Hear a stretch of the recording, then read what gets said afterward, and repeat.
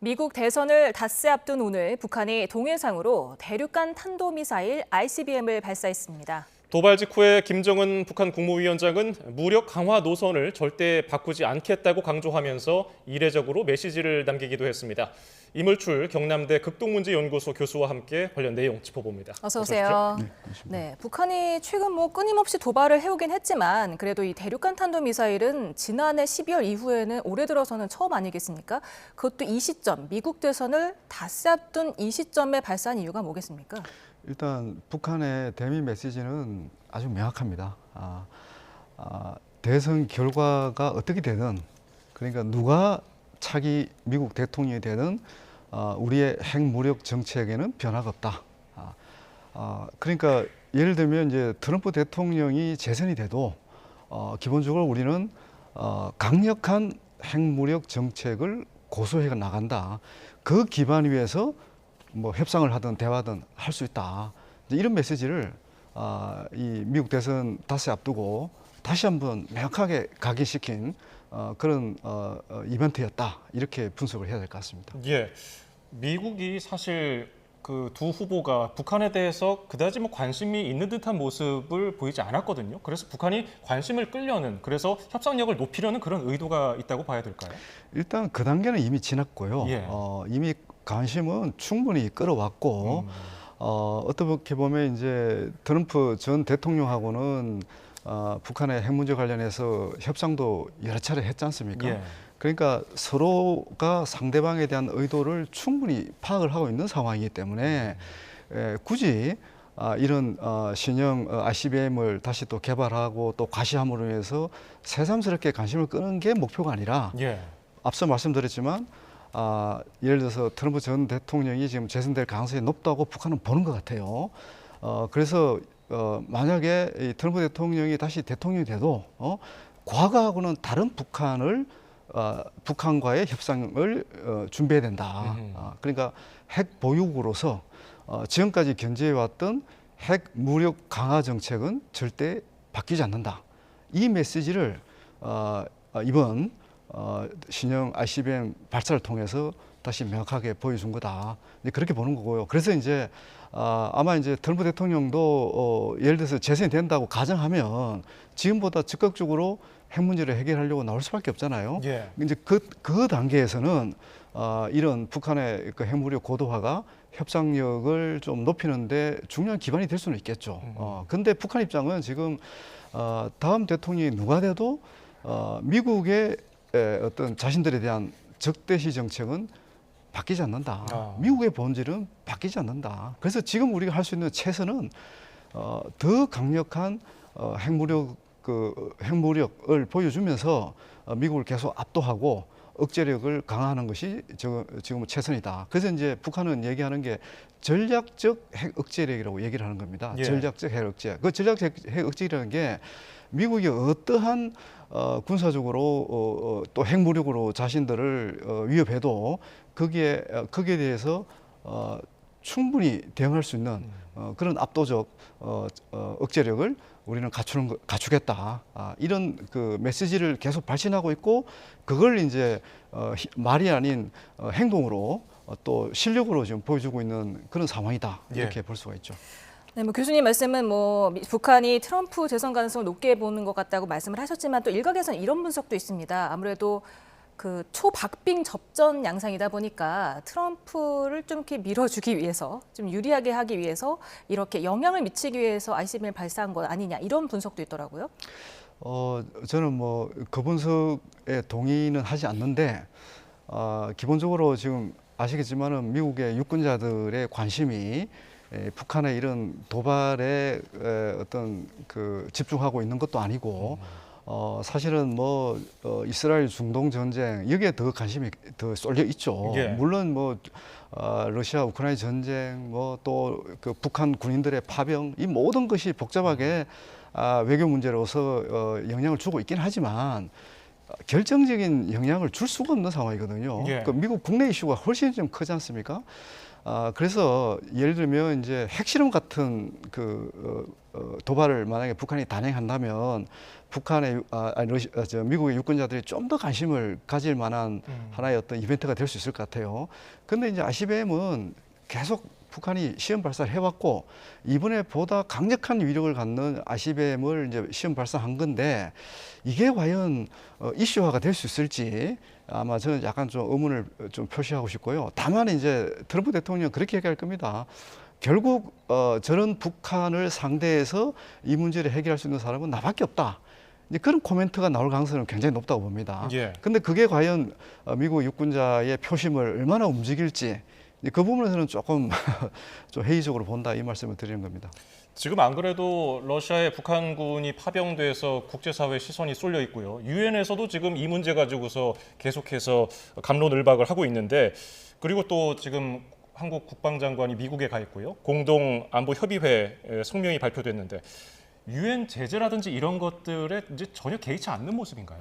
지금 그런 상황이죠. 사실 지금 북한하고 러시아하고의 군사 협력 이 정황들을 보면 예. 뭐 거의 이제 그 국제사회 대북 제재는 뭐 이렇게 안중이 없다 이렇게 봐도 될 것 같고요.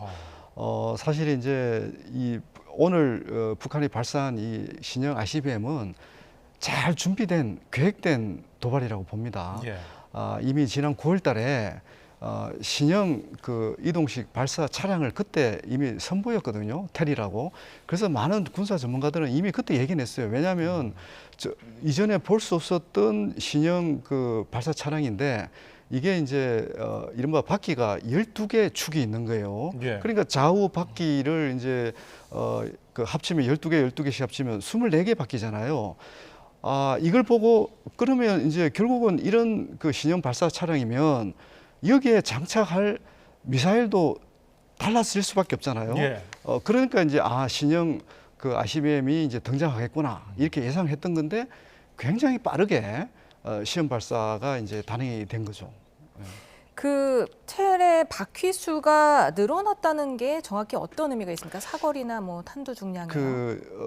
김정은 위원장이 2021년에 개최한 그 8차 당대에서 여러 가지 전략적 국방력 강화 목표를 제시했는데 그 중에 하나가 초대형 탄두 개발입니다. 초대형 탄두 개발. 그러니까 이 초대형 탄두라는 게 그만큼 이제 무거운 걸 먼 곳으로 실어 날라서 폭발력을 이제 극대화하겠다. 그것도 이제 예를 들면 미국의 어떤 요격망을 피해서 이 무거운 탄두를 날려서 미국 본토에 이제 발사하겠다. 이런 이제 그 의도가 담겨 있는 거죠. 예. 그러니까 이 발사 자량이 크다는 것은 그만큼 미사일 발사 체계, 더 무거운 발사 체계를 가동시킬 수 있다는 얘기죠. 그러니까 이 새로운 그 미사일 발사 체계의 핵심이 결국은 이제 신형 엔진 같은 거, 그리고 이제 방금 말씀드렸던 탄두의 어떤 중량, 이게 이제 훨씬 무거워지는 거죠. 이 무거운 것을 이제 날릴 수 있는 그런 하나의 발사할 수 있는 기반이 이제 신형 발사대가 되는 건데 결국 이제 우리가 또 하나 이제 주목할 것은 이 무거운 탄두를 더 멀리 날리기 위한 능력을 이제 과시해 줬어요. 예. 과시해 줬는데 그러면 이 탄두에 그러면 발사체가 하나밖에 없느냐, 탄두가 하나밖에 없느냐, 그게 아닌 거예요. 그래서 이제 많은 전문가들이 얘기를 하시지만 다탄두가 이제 포함되어 있을 가능성이 굉장히 높다. 예. 이게 뭐 한 발에서 세 발 이 정도가 아니라 최소한 10발 정도가 이게 이제 이 다탄두가 포함되어 있는 그걸 이제 발사를 하는 거죠. 그래서 이제 결국은 그 재진입을 하는 게 이제 목표인데 이렇게 되면 미국이 이걸 막을 수가 없거든요. 그러니까 이런 어떤 완성도를 보여주면 결국 이제 전략적 억제력이 이제 완성됐다 이렇게 이제 평가를 할 수 있다는 거거든요. 그런 맥락에서 신형 발사 차량 이른바 이제 테리라고 하잖아요. 이게 이제 등장했고 여기에 신형 ICBM 발사를 해서 어느 정도 능력을 지금 과시를 했고 이게 갖는 의미는 지금까지와는 전혀 또 차원이 다른 고중량 탄두를 미국 본토로 날릴 수 있는 그런 이제 기술과 능력을 갖추게 되었다는 거. 예. 그러니까 미국 입장에서는 이전보다 훨씬 강화된 그 ICBM 능력에 또 직면하게 되는 거. 이것이 이제 결국은 전략적 핵 억제력을 미국에 보여주는 그런 측면이 있는 것이죠. 예. 그러면 이번에 북한이 ICBM을 발사하면서 러시아 기술을 받아들였을 가능성은 어느 정도로 보십니까?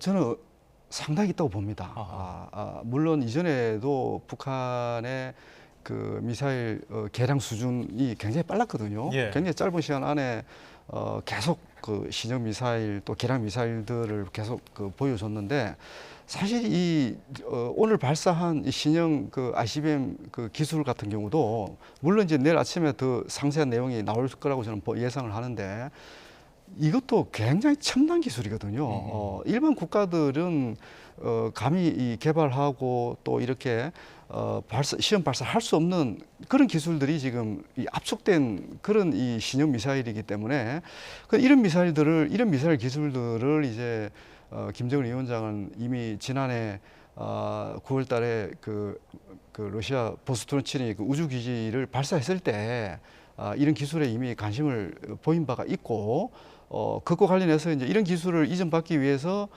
대규모 그 병사도 지금 파병을 하는 거고 또 그 과정 중에서 이제 여러 가지 그 반대 급부가 많이 논의가 되었을 거라고 저는 보거든요. 예. 그 어떤 식으로든 지난해 9월 이후 지금까지 상당히 깊이 있는 논의도 이루어져 왔고 실제로 그 북한이 원하는 그런 어떤 첨단 군사 기술, 예를 들면 뭐 그 군사 정찰 위성이랄까 또 신형 ICBM 기술과 관련된 이런 부분에서 상당 부분 저는 이미 이전되었을 가능성도 있다. 이런 측면에서 봐야 될 것 같습니다. 예. 네, 오늘 발사된 ICBM이 86분 동안 비행을 하면서 역대 최장을 기록했고 또 최고 고도가 7,000km 이상으로 역대 최고로 또 기록이 됐습니다. 그만큼 또 사거리가 늘어난 것으로 분석이 되는데요. 사실 기존 화성 18형만으로도 사거리가 15,000km 이상 나오기 때문에 미국 전역이 다 사정거리 안에 들지 않습니까? 이 때문에 사거리를 늘릴 필요는 없어 보이는데 대신 탄두 중량이 늘어났을 가능성이 높다 이렇게 보면 되겠습니까? 예, 그 이제 이런 거죠. 그러니까 더 무거운 탄두를 가능하면 더 멀리 날릴 수 있는 지금 역량을 과시하고 있는 거거든요. 예. 근데 방금 앵커님이 말씀하신 대로 결국은 포인트는 초대형 탄두의 위력을 과시했다 이렇게 봐야 될 것 같습니다. 물론 이제 다탄두 재진입 기술을 또 과시한 게 맞는지 안 맞는지는 이제 또 기술자 분들이 아마 추가적인 분석과 평가를 할 거로 보여지는데요. 어떻든 방금 말씀하신 대로 기존의 화성 17, 화성 18형으로 미국 본토를 타격할 수 있는 사거리 역량을 이미 갖춘 상태고요. 예. 더 무거운 탄두를 더 멀리 날릴 수 있느냐 이걸 계속 지금 개발하고 있는 과정이 있는 거 아닌가 이렇게 보여지거든요. 그래서 이제 오늘 그 조선중앙통신에서도 이런 얘기를 하더라고요. 국가의 전략 공격 무력을 부단히 고도화해 나가는 노정에서 필수적인 공정이다 이런 표현을 썼거든요. 예. 그러니까 이게 지금 계속 과정에 있는 거예요. 계속 지금 기술을 고도화하고 또 그걸 통해서 이제 ICBM 성능을 이제 계속 이렇게 향상시키는 건데 결국 최종적인 목표는 미국에 대해서 전략적 핵 억제력을 갖는 거다. 그럼 왜 이렇게 계속 이런 무리수를 두고 있느냐? 그게 이제 아까 우리 앵커님도 말씀하셨지만 이제 어제 그 워싱턴 D.C.에서 한미 그 군사 협의를 했지 않습니까? 예. 했는데 그 내용을 제가 이렇게 공동성명 내용을 보니까 사실 또 북한 입장에서는 상당히 또 자극을 받을 수 있는 그런 내용들이 있더라고요. 그게 뭔가 하면 이제 북한이 계속 지금 ICBM 도발의 어떤 명분을 내세우고 있는 것이 미국의 전략 자산이 지금 수시로 자신들을 위협하고 있고 이거 시도 때도 없이 지금 전쟁 분위기를 고취하고 있고 지금 그러고 있다고 지금 계속 규정을 하고 있는 거거든요. 그리고 이런 한미 군사 훈련이나 이런 성격들이 갈수록 공격적이고 침략적 성격을 띠고 있다. 거기에 대해서 우리는 이런 전략적 대응을 준비하지 않을 수 없다. 이렇게 지금 계속 나오고 있잖아요. 예. 그런데 이제 한미 안보회의의 그 공동성명 내용도 사실은 이제 우리로서는 또 불가피한 측면이 있는 거예요. 북한이 이렇게 계속 나오니까 확장 억제력을 더욱더 강화시킬 필요가 있는 거고 그 확장된 그 어떤 억제력의 핵심이 결국은 미국의 전략 자산이 이제 한반도에 거의 정례적으로 상시적으로 배치돼서 북한의 이런 핵 위협을 이제 억제하는 거잖아요, 그죠? 그러니까 어떻게 보면 이제 서로 이렇게 상승작용을 하는 거예요. 우리는 더 강력한 억제력을 통해서 북한을 또 도발을 막겠다, 차단하겠다 이렇게 얘기를 하고 또 북한도 똑같은 논리로 이렇게 지금 한미가 우리를 위협하는데 또 계속 더 이제 이전보다 더 고도화된 또 그런 핵무력이 또 필요하다 이런 식으로 지금 막 서로 지금 악순환을 계속 하고 있는 거거든요. 그래서 참 이 안타까운 게 한미가 북한의 이런 정말 무모한 도발을 막기 위해서 노력하고 있는 건 분명한데 이런 것들이 뭔가 북한의 이런 도발을 더 억제시키고 차단시키는 효과를 발휘를 해야 되는데 북한은 오히려 더 지금 어떻게 보면 이제 괴물로 변해가고 있는 이런 현실이 정말 너무 안타까운 거죠, 지금 상황이. 유엔 제재도 사실상 유명무실화된 것 같고 안보리 회의에서도 뭐 중국과 러시아가 있기 때문에 북한 제재가 쉽지 않고요. 이런 가운데 우리 정부는 NSC 회의를 열고 뭐 그 고체 미사일, 그 고체 연료 같은 그런 것들에 대한 독자 제재를 한다고 하는데 어떻게 좀 실효성 있는 방안이 없겠습니까? 안타깝지만 뭐 지금까지도 유사한 제재를 계속 해왔고 북한의 핵미사일 그 역량을 고도화를 막기 위한 맞춤형 제재를 해왔거든요. 근데 이 제재의 효과는 결국 중국과 러시아의 협력 없이는 실효성을 담보하기가 어려운 게 현실이거든요. 그래서 결국 이제 우리 정부가 내놓은 이런 고육지책은 어떤 식으로든 서방 국가라도 힘을 모아서 북한의 이제 핵 그 미사일 고도화를 막을 수 있는 뭐 부품 공급이랄까 자금 유입이랄까 이런 것들을 다 막으려고 이제 계속 촘촘하게 이제 건물을 만들어 놓는 거예요. 만들어 놓는 건데 그도 말씀드리지만 중국과 러시아의 뭐 어떻게 보면 진정성 있는 이런 그 협력이 뒷받침되지 않으면 효과는 저는 상당히 제한적일 수밖에 없다. 그거 생각을 합니다. 네, 지금 북한군이 러시아에 파병을 했는데 이미 전장에 투입돼서 한 명 빼고 전멸했다 이런 보도도 나오더라고요. 어떻게 보십니까? 저는 조금 더 지켜봐야 된다는 입장입니다. 그 지금 다양한 그 뉴스가 지금 나오고 있는데 사실 이제 북한군들의 이제 북한군에 대한 지휘 통제 체계를 보면 사실은 굉장히 그 엄격하거든요.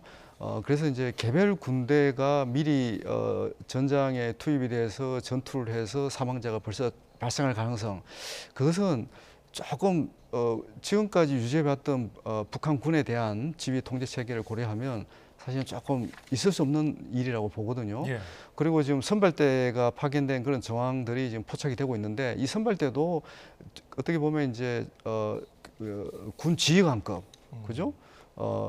그러니까 미리 이제 현장을 가서 보고 나름대로 이제 그 대규모 그 군 인력이 왔을 때 앞으로 어떻게 이제 적응하고 또 현지에서 생존력과 또 전투력을 발휘할 수 있을지 이런 걸 이제 미리 탐색할 수 있는 거거든요. 근데 미리 전투에 투입이 돼서 전사자가 발생한다.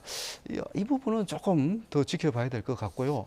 그 제가 보는 또 다른 관점은 이런 게 있습니다. 그러니까 지금 러시아가 연방 국가잖아요. 그 다양한 이제 소수민족으로 이제 구성되어 있는데 지금 전장에 배치된 그 군인들이 대부분 어떻게 보면 그 소수민족에서 이렇게 파견이 아니죠. 자원한 그런 어떤 인력들 꽤 많거든요. 그게 그 중에는 이제 고려인이 포함될 수도 있는 거예요. 왜냐하면 돈을 버는 게 중요하니까 돈을 벌기 위해서 파견되는데 그러다 보니까 이분들의 이제 이 말투는 상당히 북한 말투하고 굉장히 유사하거든요. 이제 그런 맥락에서 이 북한 군인으로 오해할 수도 있고 또 생김새도 북한 군인하고 비슷한 그런 생김새를 가진 예를 들면 브리야트 공화국의 그 주민들 이미 많이 이제 영상으로 공개가 되었지만 이런 사람들이 상당히 섞일 가능성이 높거든요 지금. 왜냐하면 지금 그 러시아 그 군인들에 대한 그 지금 전장에 그 나가 있는 군인들에 대한 대우가 굉장히 지금 좋기 때문에 어떻든 군인으로 가서 이제 그 돈을 벌기 위한 목적으로 파견 나가 있는 그런 소수민족의 그 군인들도 꽤 있을 거라고 저는 판단을 하고 있어서 이 부분은 좀 더 하단을 관찰할 필요가 있을 것 같습니다. 예. 유엔 안보리 회의에서 북한 파병과 관련해서 뭐 우리나라 유엔 대사 그리고 미국 차석 대사 계속해서 북한에 경고를 했고 북한도 맞받았는데 어떻게 뭐 북한이 이걸로 어떤 영향을 받아서 거기서 다른 뭐 도발을 더 한다든지 아니면 좀 축소한다든지 영향을 받을 것으로 보십니까? 일단 이제 이 김정은 위원장의 전략적 결단은 이미 이루어진 상태고요.